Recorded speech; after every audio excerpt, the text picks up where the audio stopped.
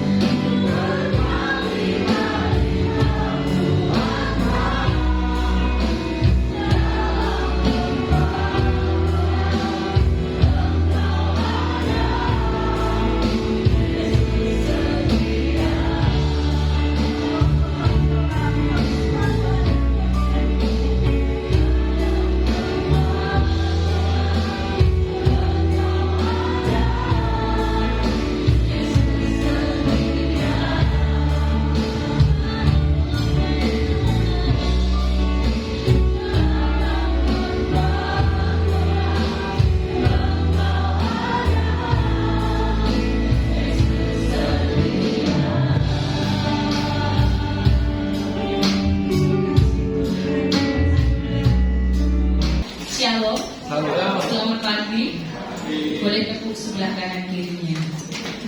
Hari itu sudah bacaan sudah laporan gitu ya. Nah, inilah gunanya Bapak Ibu, supaya kita terpacu, supaya kita saling mengingatkan, saling bersemangat. Karena masih baru 15 hari ya, baru 18 hari, baru 18 hari, masih ada banyak sekali ayat-ayat yang harus kita baca. Kita kok sekali lagi Bapak Ibu kanan kirinya. Aku mengasihimu. Kadang kan kalau sudah hari biasa kita nggak ketemu ya, terpisah oleh jarak, terpisah oleh kesibukan, oleh waktu, kita tidak ketemu. Minggu pertama yang lalu kita belajar tentang tokoh siapa? Yesus menampakkan diri kepada Maria Magdalena. Apa yang Maria Magdalena katakan kepada murid-muridnya? Aku telah melihat Tuhan. Minggu yang kemarin Pak Sen menyampaikan tentang Thomas. Apa kata Thomas? Ya Tuhanku dan Allahku. Pagi hari ini kita masuk ke tokoh selanjutnya. Sampai nanti minggu depan ada 4 tokoh. Surat Korintus menuliskan bahwa lebih dari 500 kali Yesus menampakkan diri kepada murid-murid, kepada orang-orang percaya. Tapi tidak semuanya bisa dituliskan di dalam Alkitab, karena kalau dituliskan terlalu tebal, terlalu banyak. Pagi hari ini kita akan belajar tentang seorang Kefas. Yohanes pasal 21. Yohanes pasal yang ke-21.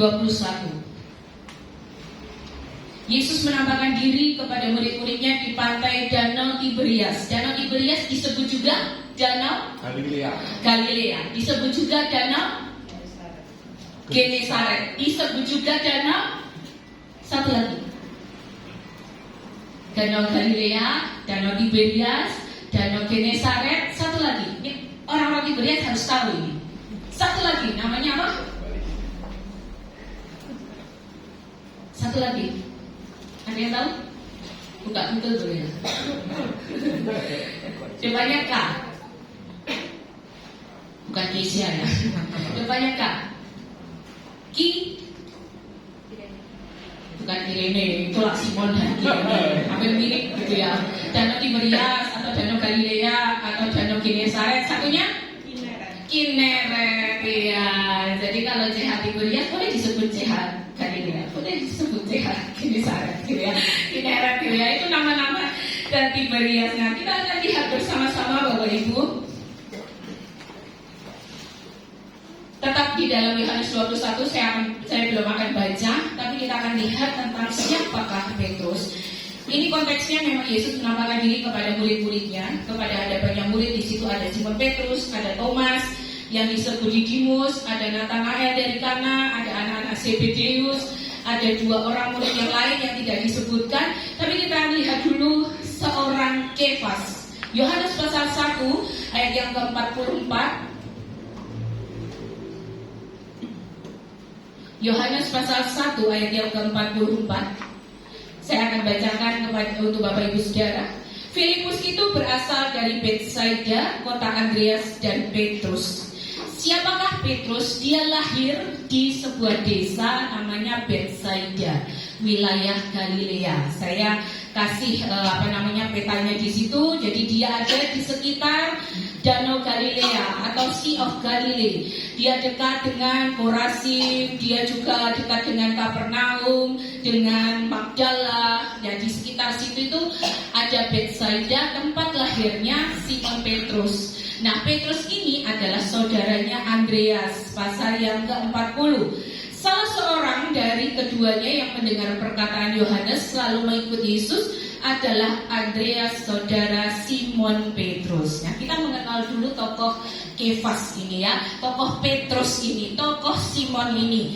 Kemudian Petrus ini punya istri, karena ketika ada di dalam Matius 8 ayat 14, kita akan lihat di sana Matius 8 ayat yang ke-14, Yesus pernah menyembuhkan mertua Petrus yang sakit demam, ya.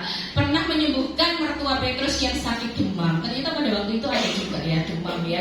Matius pasal 8 ayat 14, setibanya di rumah Petrus, Yesus pun melihat ibu mertua Petrus terbaring karena sakit demam. Dia juga punya istri. 1 Korintus 9 ayat 5, saya nggak akan baca. Di sana juga disebutkan tentang rasul-rasul membawa istri dalam pelayanan atau tidak lah. Seperti itu disebutkan seperti itu. Nah, kemudian Petrus ini adalah nelayan yang cukup mampu. Lukas pasal 5. Kita akan telah dulu ya, siapakah Petrus ini. Lukas pasal yang ke-5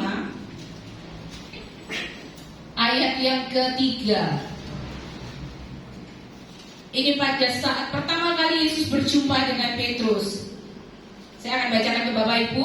Pada suatu kali Yesus berdiri di pantai Danau Genesaret, sedang orang banyak mengerumuni dia, hendak mendengarkan firman Allah. Ia melihat 2 perahu di tepi pantai. Nelayan-nelayannya telah turun dan sedang membasuh jalannya. Ia naik ke dalam salah satu perahu itu, yaitu perahu Simon, yang menyuruhnya dan menyuruh dia supaya menolakkan perahunya sedikit jauh dari pantai. Lalu ia duduk dan mengajar orang banyak dari atas perahu. Ia naik ke dalam salah satu perahu itu, yaitu perahu Simon. Petrus ini berbeda dengan Thomas yang kemarin. Thomas ini nelayan yang bukan kategori cukup, karena Thomas ini nggak punya perahu. Dia hanya ngikut saja kemana teman-temannya yang punya perahu. Tapi Petrus ini punya perahu. Dia seorang nelayan yang secara ekonomi cukup mampu. Karena pada waktu itu pekerjaannya atau mata pencariannya adalah mencari ikan untuk mencukupi kebutuhannya sehari-hari. Nama aslinya adalah Simon, tapi Yesus memberikan identitas baru. Nah, hari ini atau kemarin kita belajar Abraham diganti namanya, diberi namanya menjadi Abraham. Sarai menjadi dalam tulisan bahasa Ibrani kemarin saya perlihatkan sedikit itu ada kata Yahwehnya di tengah-tengah itu, menggunakan kata Allahnya. Tapi itu tidak terlalu kelihatan secara eksplisit ya, karena kita membaca dalam terjemahan bahasa Indonesia. Kenapa Allah memberikan nama baru kepada Abram, kepada Sarai? Karena Allah ingin memberikan identitas baru kepada mereka. Ada misi yang baru, ada ikat perjanjian yang baru. Perjanjian yang diikat, diperbaharui antara Allah dengan Abraham, antara Allah dengan keturunan Abraham nantinya. Nah, ada nama-nama yang diganti oleh Tuhan. Kemarin saya buat kuis. Di antaranya ada siapa? Paulus. Ya, Saulus menjadi Paulus, diberikan identitas baru. Nama yang lain yang diganti oleh Tuhan loh ya, bukan yang memiliki 2 nama. Kalau yang memiliki 2 nama itu ada Thomas, Didimus, Tabita, Dorcas. Nah, itu punya 2 nama. Salah satunya adalah Simon, yang diberikan nama baru. Dalam bahasa Yunaninya Petrus, dalam bahasa Aram disebut Kefas. Artinya sama, batu karang. Dan itu ditegaskan oleh Yesus bahwa di atas batu karang ini aku akan mendirikan jemaatku, gitu ya. Aku akan mendirikan, menjadi pondasi iman, menjadi pondasi yang kuat, ada identitas yang baru. Tapi Bapak Ibu, dengan pemberian nama baru ini tidak serta-merta atau ujuk-ujuk Petrus ini langsung dia berubah, enggak. Dia mengalami lika-liku kehidupan yang panjang. Nanti kita lihat di dalam kisah ini, dia mengalami up down, dia mengalami naik turun, dia mengalami jatuh bangun. Karena apa? Karena Petrus, Kefas ini adalah manusia biasa sama seperti kita. Ada up down, tapi di akhirnya, endingnya itu luar biasa. Nama ayah, yuk sekarang saya akan ajak Bapak Ibu membaca di dalam Matius pasal yang ke-16.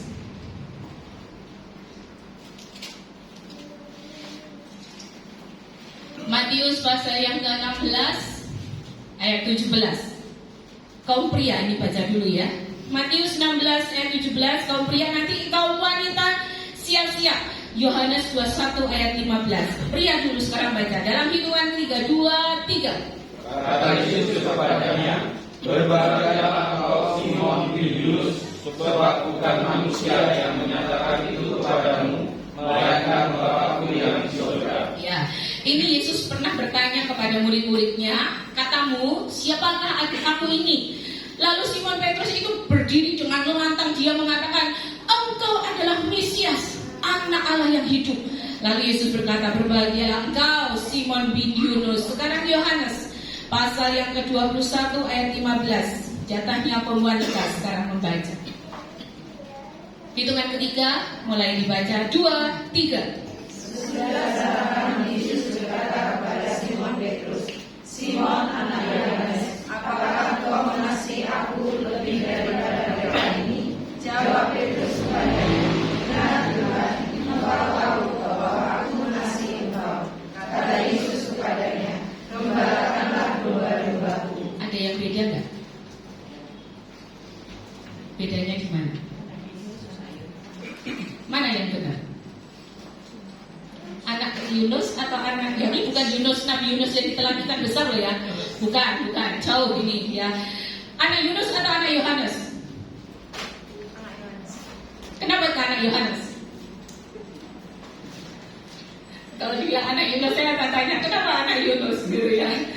Ini sebelum saya nanti Bapak Ibu kalau yang kritis ya, seperti ikan panggang, ikan goreng, ikan apa itu ya, itu Bapak Ibu yang kritis-kritis ini silakan bertanya. Oh ya, dalam pembacaan Alkitab kita Bapak Ibu, ketika ada sesuatu yang tidak dimengerti, boleh bertanya, enggak apa-apa. Asal pertanyaannya begini, pertanyaannya yang kritis, yang memang benar-benar pengen tahu, bukan pertanyaan yang ngaji-ngaji sudah tahu jawabannya, ngapain nanya gitu ya. Nah ini sebelum nanti Bapak Ibu meneliti secara detail anak Yunus atau anak Yohanes, ayo, itu saya tuliskan bahasa Yunaninya. Ada sedikit perbedaan kecil, gitu ya, ada sedikit perbedaan kecil antara Yohanes dan Yunus. Yang benar yang mana? Itu menuju ada hubungan darah kalau anak Yohanes karena dia adalah murid Yohanes Pembaptis. Oh, enggak, beda. Yohanesnya bukan Yohanes Pembaptis, karena dia hidup sezaman. Yohanes Pembaptis dengan Petrus ini hidup sezaman. Yuk kita lihat next, ini jawabannya supaya Bapak Ibu nggak bingung. Ini yang salah yang mana, yang benar yang mana, semua benar. Bin Yunus itu disebutkan dalam tradisi Yahudi. Itu disebutkan dalam tradisi Yahudi, tapi bin Yohanes itu bentuk yang lebih familiar di dalam kekristenan. Nah, ini untuk meneliti Yunus dan Yohanes ini butuhkan penelaahan khusus ya, studi kata dalam bahasa Yunani. Saya tidak akan bahas ini, hanya ini saja yang bisa kita mengerti bahwa dia dikenal sebagai Simon bin Yunus atau Simon bin Yohanes, itu sama. Bin itu adalah anak, penanda bahwa dia anak dari Yunus atau anak dari Yohanes. Nah ini studi kata lebih lanjut. Tapi dalam tradisi Yahudi dia dikenal sebagai Simon bin Yunus. Tapi dalam tradisi kekristenan dia dikenal juga sebagai anak Yohanes. Jadi tidak ada yang salah. Nah nanti kalau Bapak Ibu ketemu dengan ayat-ayat seperti ini, tidak ada yang salah. Itu membutuhkan studi lebih lanjut untuk bisa menelaah setiap kata. Tapi kita lupakan itu dulu. Yang penting ini jawaban yang bisa saya berikan kepada Bapak Ibu.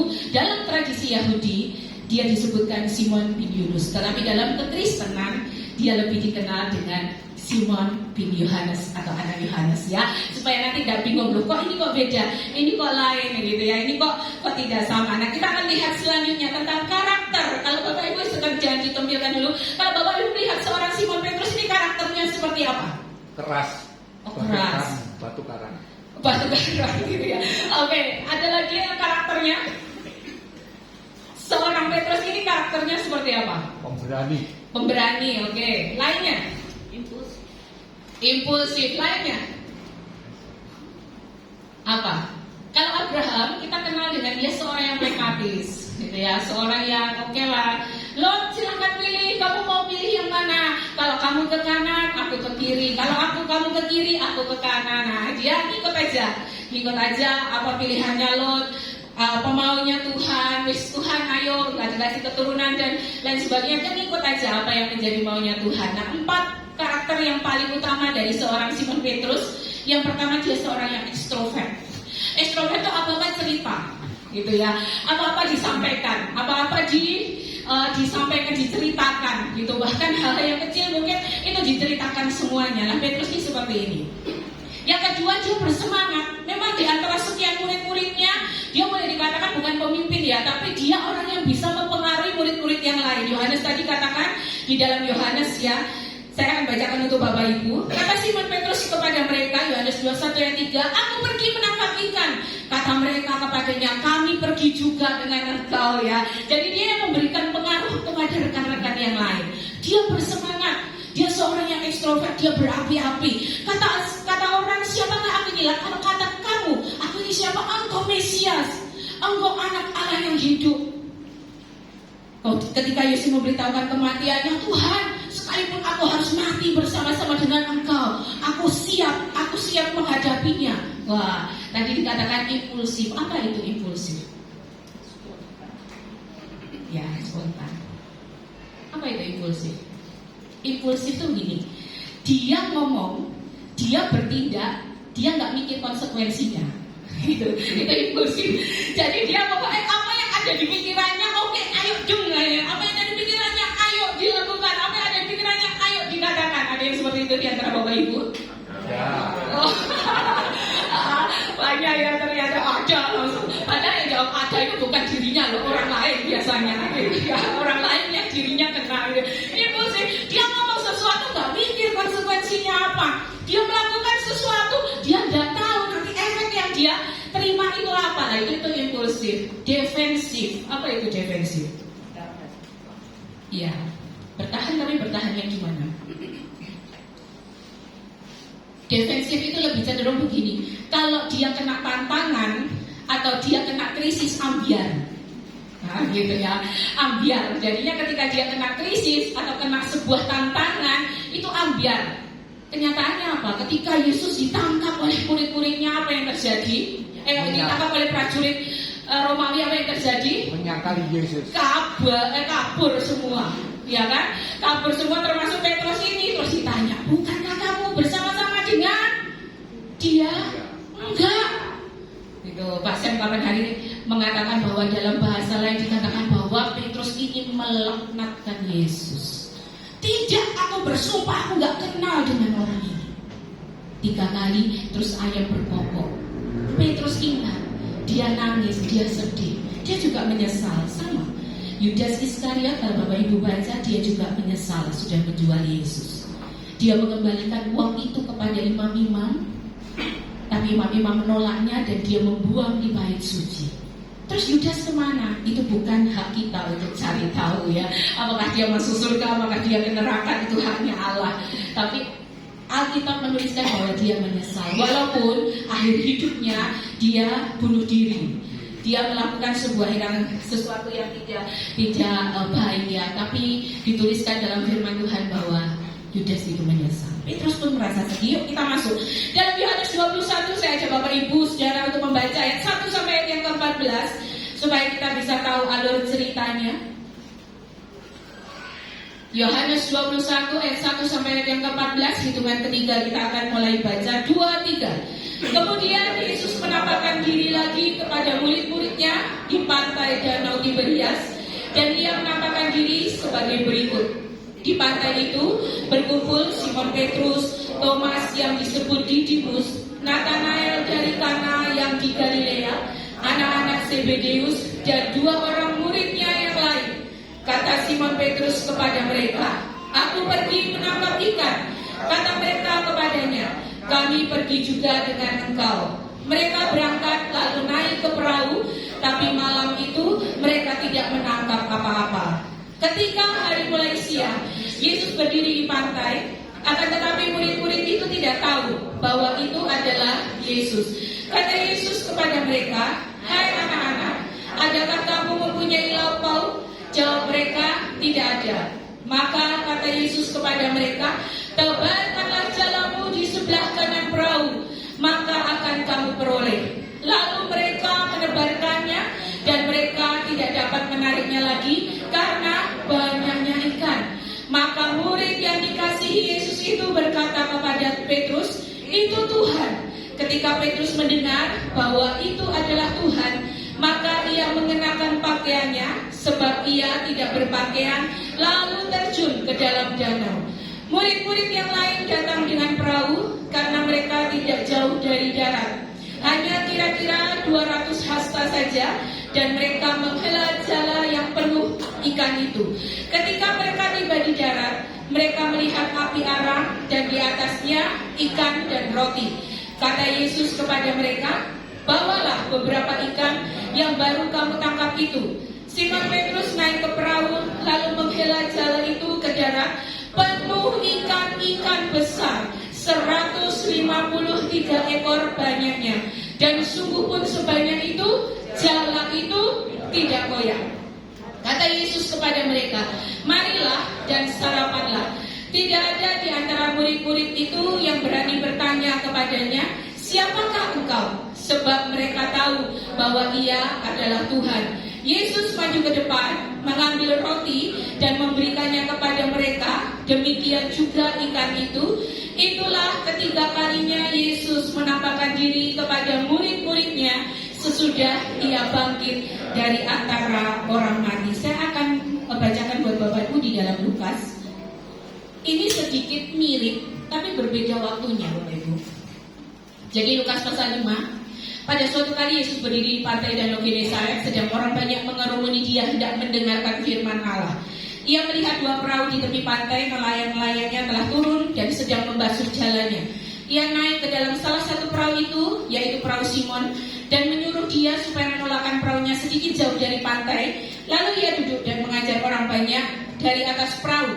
Setelah selesai berbicara, ia berkata kepada Simon, bertolaklah ke tempat yang dalam dan tebarkanlah jalamu untuk menangkap ikan. Simon menjawab, Guru, telah sepanjang malam kami bekerja keras dan kami tidak menangkap apa-apa. Tetapi karena engkau menyuruhnya, aku akan menebarkan jala juga.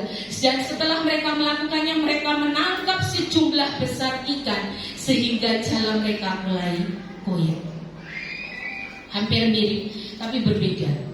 Yesus menampakkan diri kepada murid-muridnya, Simon Petrus dan teman-temannya yang lain di tepi di pantai Danau Tiberias, Ketika Yesus menampakkan diri, adakah ikan? Tuhan, semalam-malaman kami bekerja, kami ingin menangkap ikan tapi tidak. Lalu kata Yesus apa tadi? Tebarkanlah jalamu di sebelah kanan. Ketika mereka menebarkan jala itu, kalau tadi di tempat yang dalam Lukas pasal 5 tadi di tempat yang dalam, mereka sama-sama mendapatkan ikan yang banyak. Tapi di dalam Yohanes di sini dikatakan ikan yang besar-besar. Jumlahnya 153 ekor. Nah, ini tidak bisa diartikan ya Bapak Ibu ya. Terkadang pengertian atau pemberian makna terhadap sesuatu yang memang itu real, itu jadinya malah salah kaprah. Jadi ada yang memang mengandung simbol. Dalam firman Tuhan itu ada yang mengandung simbol seperti perumpamaan, itu mengandung simbol-simbol. Tetapi kalau seperti ini tidak, yang memang jumlahnya 153. Nah, artinya apa? Jumlah ini tidak ada artinya, tapi jumlahnya melimpah. Artinya apa? Artinya mereka mendapatkan sesuatu yang luar biasa karena ada seseorang yang luar biasa menyertai mereka, menampakkan diri kepada mereka.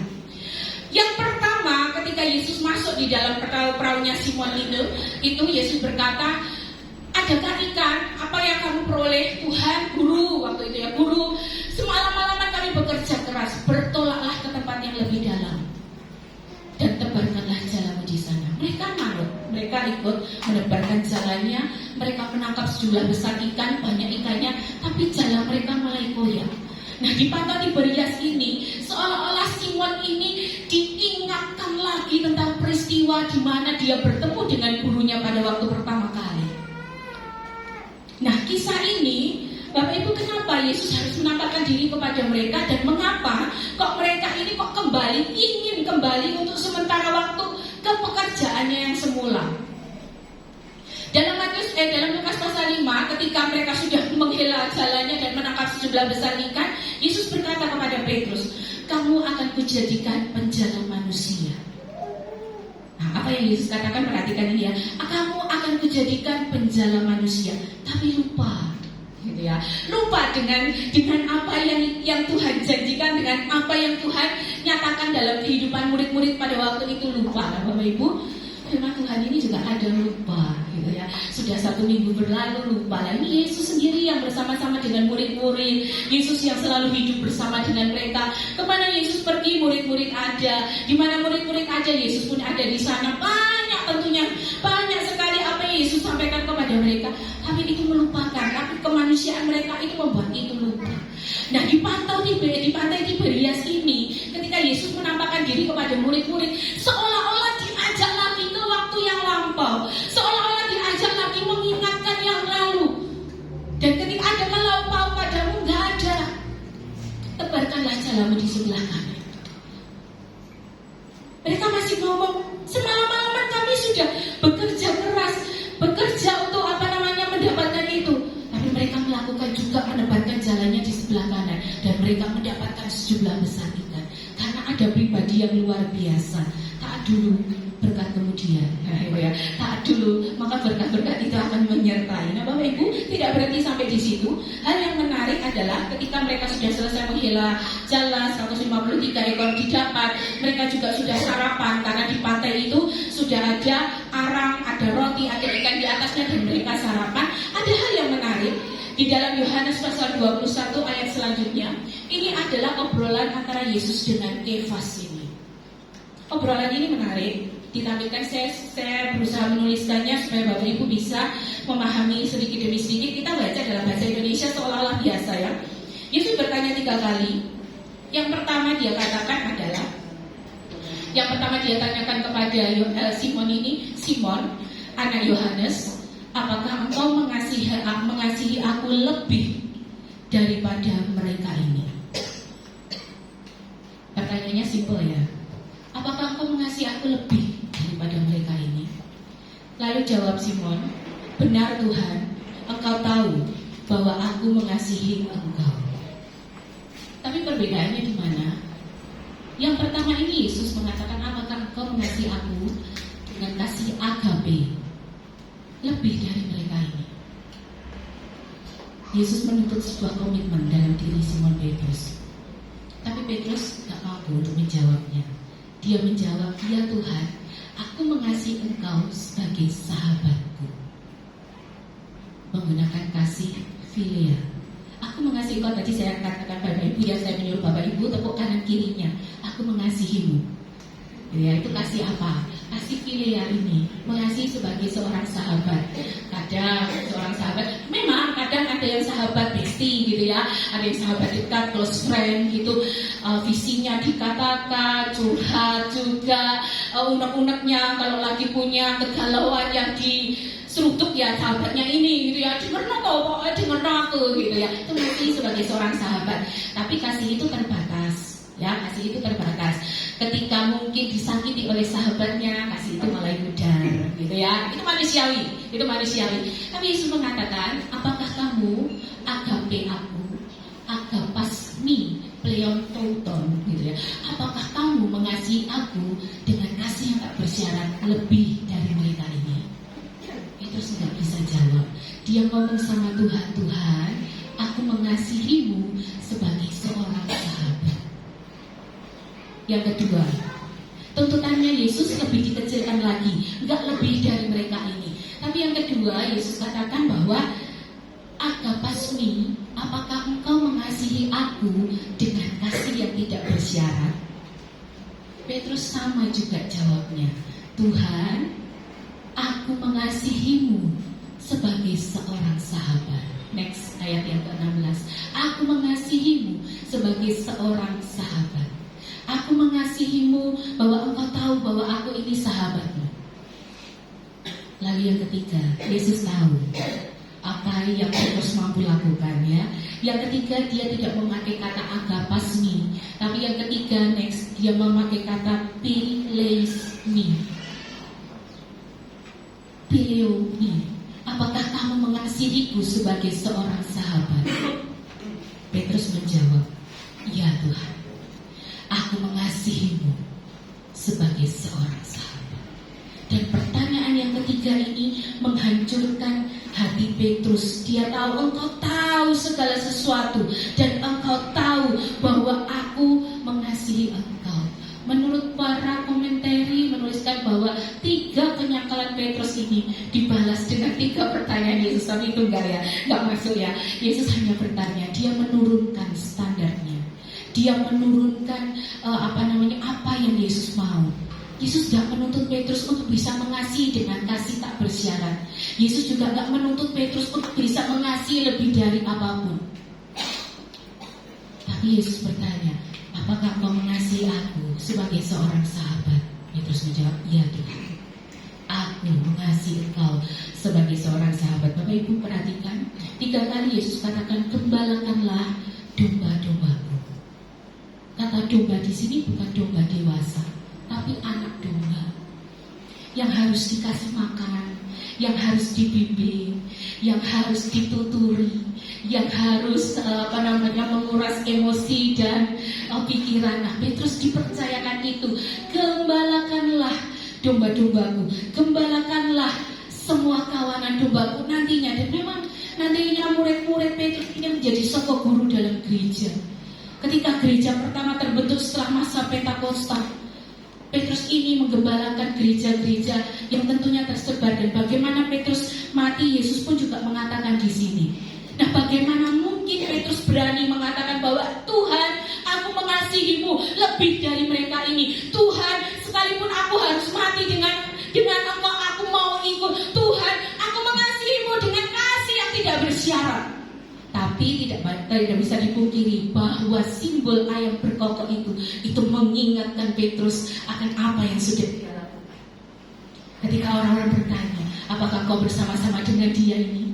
Enggak, bukan aku. Bukankah kamu salah seorang murid yang bersama-sama dengan orang ini? Bukan aku. Ketika dia akan keluar juga dia ditanya oleh seorang hamba, engkau ini bersama-sama dengan dia? Enggak, bukan aku. Aku tidak bersama-sama dan aku tidak mengenal orang itu. 3,5 tahun dia bersama dengan Yesus. Dan ketika Yesus akan ditangkap, bagaimana kiprahnya Petrus ini? Ketika Yesus bertanya, menurutmu siapakah aku ini? Engkau Mesias, anak Allah yang hidup. Ketika Yesus mengajak Petrus, Yohanes dan Yakobus ke atas gunung, mereka berdoa, Tuhan, aku akan dirikan 3 kemah, satu untuk engkau. Berapi-api ya, bersemangat, impulsif itu tadi. Tetapi ketika dalam percakapan yang intim dengan Petrus, Yesus bertanya 3 kali, apa engkau mampu mengasihi aku lebih dari mereka ini? Dengan kasih yang tanpa syarat, aku mengasihimu Tuhan dengan sebagai seorang sahabat. Apakah engkau mengasihi aku dengan kasih yang tanpa syarat? Tuhan, engkau tahu, engkau itu sahabatku. Yang ketiga kali, apakah engkau mengasihi aku dengan kasih seperti seorang saudara? Iya, aku mengasihimu. Bapak Ibu, ini sebuah pertanyaan yang dalam yang disampaikan oleh Yesus kepada seorang Petrus. Bedanya Petrus dengan Yudas apa? Dia mau untuk diubahkan hatinya.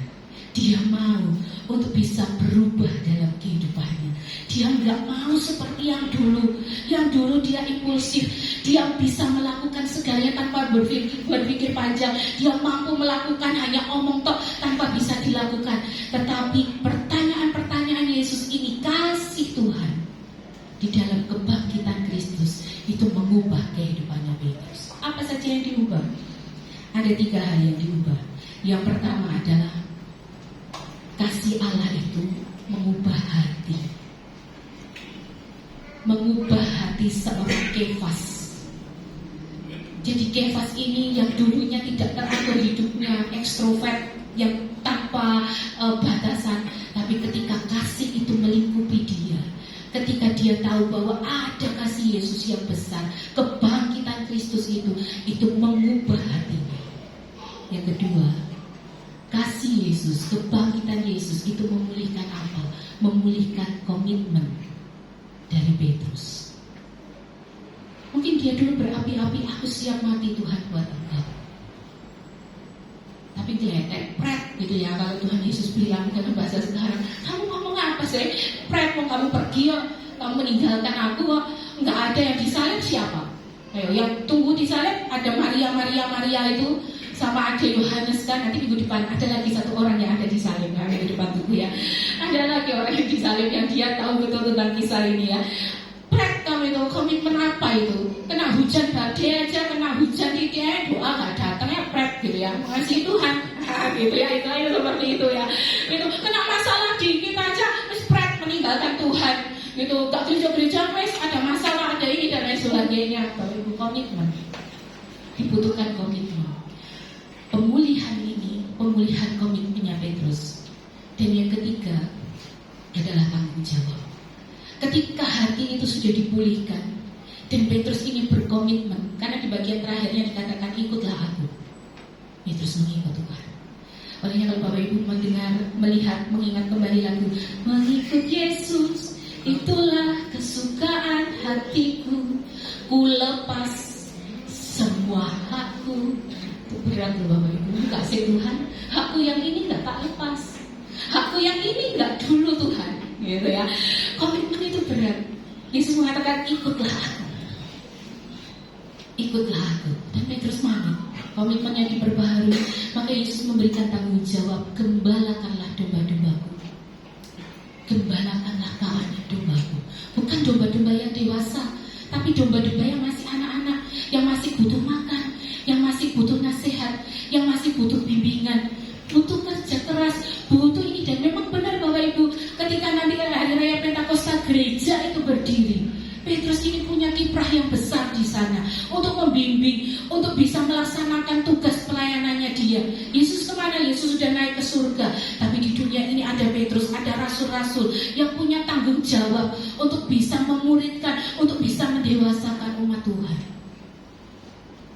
Ini terlihat dari yang pertama, bukti nyata dari pembaharuan hati, bukti nyata dari pembaharuan komitmen, bukti nyata dari pemulihan tanggung jawab, memberikan tanggung jawab yang baru, khotbah Pentakosta. Petrus menyesal, dosanya diampuni, hidupnya dipulihkan, dan dia dipakai oleh Tuhan untuk hal-hal yang besar. Apakah Tuhan tahu? Kalau kita baca flashback ya dalam Lukas pasal 5, nanti Bapak Ibu baca, ketika Yesus akan memilih murid-muridnya, semalam-malaman dia berdoa. Ketika dia akan memilih 12 rasul yang akan mengiringi perjalanannya, yang akan menjadi ring satu gitu ya, menjadi tangan kanannya itu semalam-malaman Yesus berdoa. Apakah Yesus tidak tahu bagaimana karakter murid-muridnya? Tahu, persis tahu. Yesus tahu karakternya Petrus. Dia bersemangat tapi dia impulsif. Dia tahu gimana apa yang akan dilakukan oleh Yudas Iskariot. Dia tahu. Dia ngerti bagaimana sosok seorang Yohanes, anak-anak Zebedeus saudara Yakobus ini. Dia ngerti bagaimana Simon orang Selot, bagaimana Bartolomeus. Yesus tahu persis. Olehnya dia semalam-malaman berdoa. Mungkin dia transaksi ya, ini nggak ditulis sih, tapi bayangan saya karena saya habis baca Abraham, Sodom dan Gomora itu Bapak Ibu, transaksi. Tuhan, ini sedikit menyimpang ya, Tuhan kalau ada 50 orang saja tolong selamatkan kota itu. Ya, kalau ada 50 orang saya nggak akan hukum. Abraham ngomong lagi, Tuhan kalau kurang 5 gimana? Ya, aku nggak akan hukum. Kalau aku memberanikan diri Tuhan, kalau 40 orang saja gimana? Aku tidak akan menghukumnya. Kalau 30, enggak, aku nggak akan hukum. Kalau 20 Tuhan, tidak, aku tidak akan hukum. Kalau 10, enggak sampai gitu loh ya Bapak Ibu. Baru baca hari ini kalau nggak salah bacaannya itu ya. Gimana kalau ini sampai dikurang-kurangi? Tapi nyatanya apa? Nggak ada 10 orang benar di kota Sodom. Akhirnya Allah menunggang balikan itu. Nah mungkin Tuhan Yesus di dalam kemanusiaan dia berdoa kepada Bapaknya, murid-muridnya ini saja rasulnya. Bayangan saya aja Bapak Ibu, nggak ditulis di Alkitab. Tapi Yesus tahu mungkin bergumul, siapa Petrus itu, siapa Yudas itu, siapa Yohanes itu. Dia bergumul juga, punya kelebihan, punya kekurangan yang mungkin akan nyerti pelayanan Yesus. Tapi Yesus tidak seperti itu. Dia terima semuanya. Dia masuk di dalam 12 rasul itu. Yesus tahu juga bagaimana sifatnya Petrus ini. Tapi ketika kasihnya itu memulihkan hatinya, memulihkan komitmennya, memberikan tanggung jawab yang penuh kepada Petrus, maka Petrus ketika dia berdiri menyampaikan firman, 3.000 orang bertobat. Dan itu menjadi cikal bakal gereja mula-mula. Petrus pelayanan dari satu tempat ke tempat yang lain.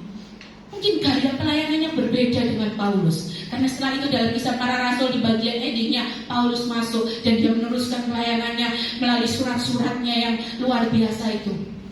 Masing-masing punya kelebihan, masing-masing punya karakter, masing-masing punya cara untuk menyampaikan firman Tuhan, cara untuk mengajar berbeda. Tetapi satu hal, dia dipakai oleh Tuhan. Apakah Tuhan tidak tahu bagaimana bobroknya Petrus? Tahu. Olehnya dalam percakapan intim Simon anak Yohanes, apakah kau mengasihi aku lebih dari mereka itu? Tuhan, kalau boleh saya bahasakan dengan bahasa saya sehari-hari, akan terus ke Tuhan. Engkau tahu lah, engkau tahu segala sesuatu, engkau tahu hatiku, engkau tahu apa yang aku lakukan, engkau tahu apa yang nantinya akan aku lakukan. Tak usah tanya terus Tuhan. Dan itu membuat Petrus sedih. Tapi kesedihan itu memulihkan hidupnya. Kesedihan itu memulihkan memulihkan hatinya. Kesedihan itu memulihkan komitmennya dan memulihkan tanggung jawabnya yang besar, yang dia dikenal di panjang sejarah sebagai pondasi, sebagai sebuah guru dalam gereja kekristenan. Yang kedua, nanti kita sampai di dalam surat Petrus, atau setelah pulang ini Bapak Ibu bisa baca tentang surat Petrus ini, surat Petrus pertama dan surat Petrus yang kedua. Surat ini berisi tentang iman, surat ini berisi tentang harapan, surat ini berisi tentang kekuatan bagi orang-orang, bagi pembaca-pembaca dari surat yang Petrus tulis ini untuk menghadapi tantangan. Berisi tentang bagaimana hidup berkemenangan di dalam Tuhan, memiliki iman yang teguh, ada harapan yang Allah berikan dalam hidup kita, pentingnya hidup kudus dan menolak ajaran sesat. Itu isi dari surat Petrus. Bahkan satu hal yang kemarin saya baca di Connect Hope Bethlehem, kesudahan segala sesuatu itu sudah dekat. Kuasailah dirimu, jadilah tenang. Supaya apa? Supaya kamu dapat berdoa.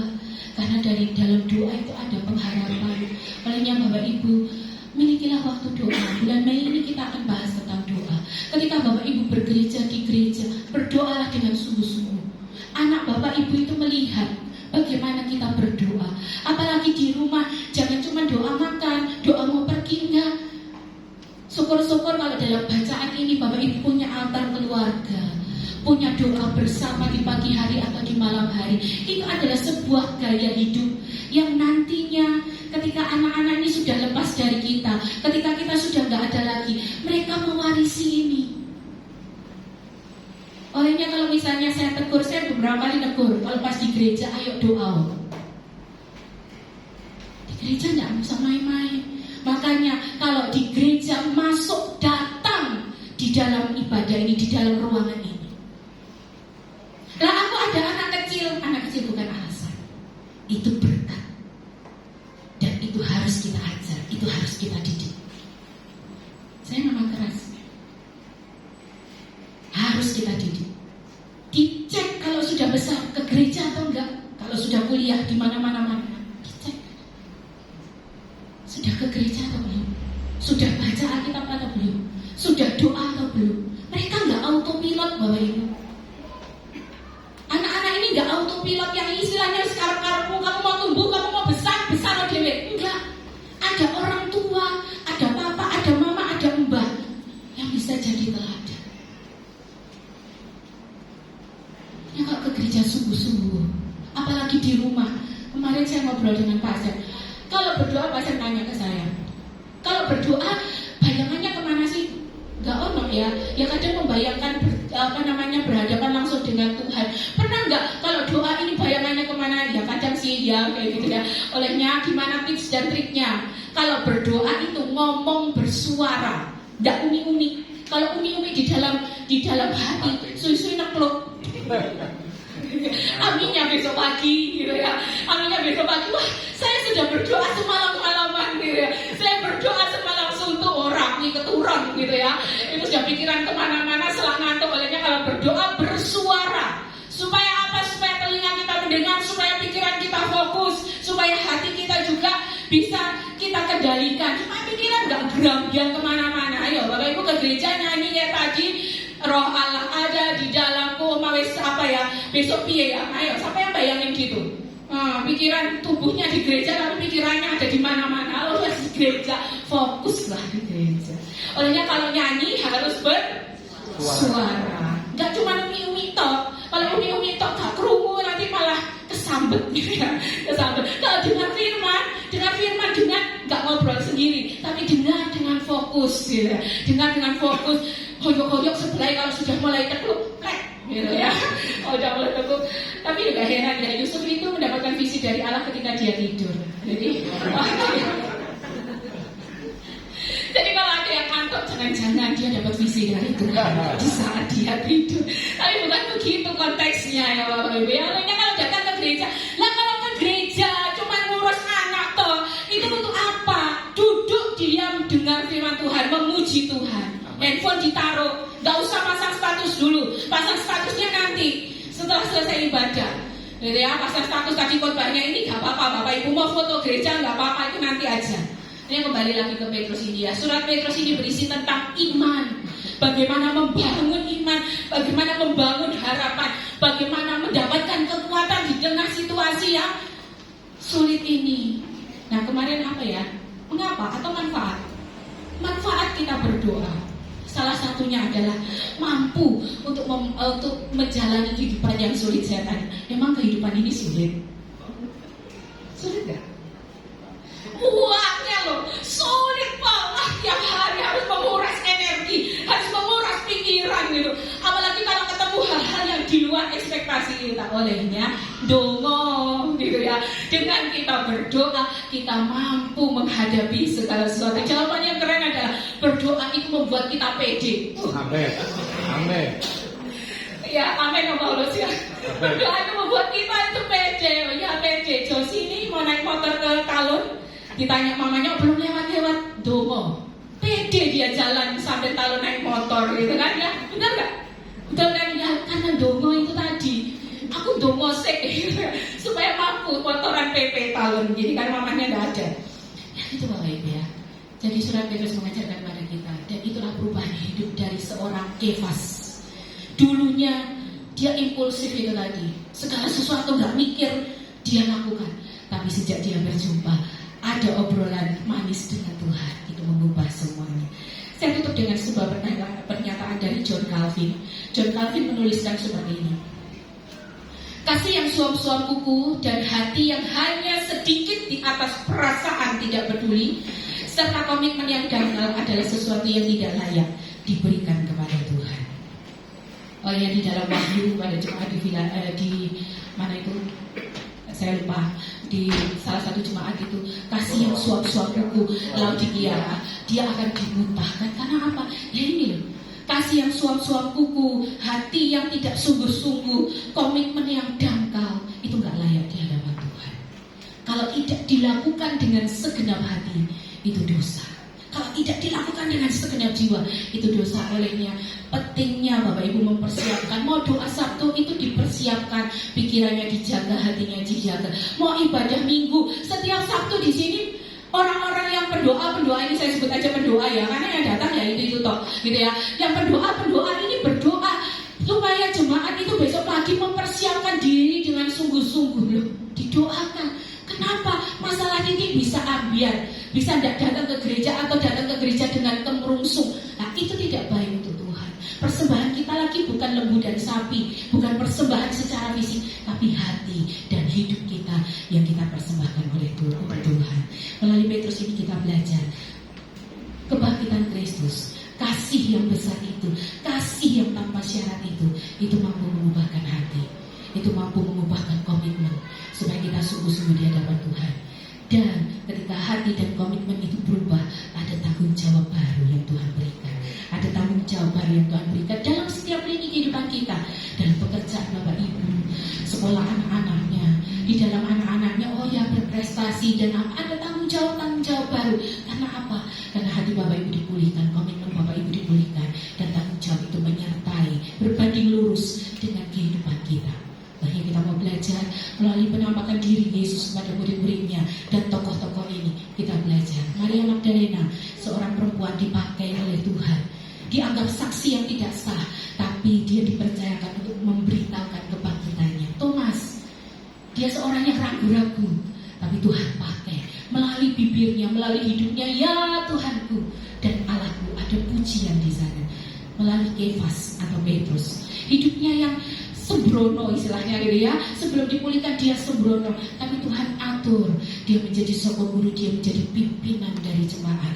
Dia bisa menuliskan surat kepada yang hari ini pun kita baca, nanti baca ya, 1 Petrus dan 2 Petrus. Indah Bapak Ibu, indah sekali apa yang Petrus sampaikan supaya kita bisa membacanya. Iman kita dikuatkan dan kita dipulihkan.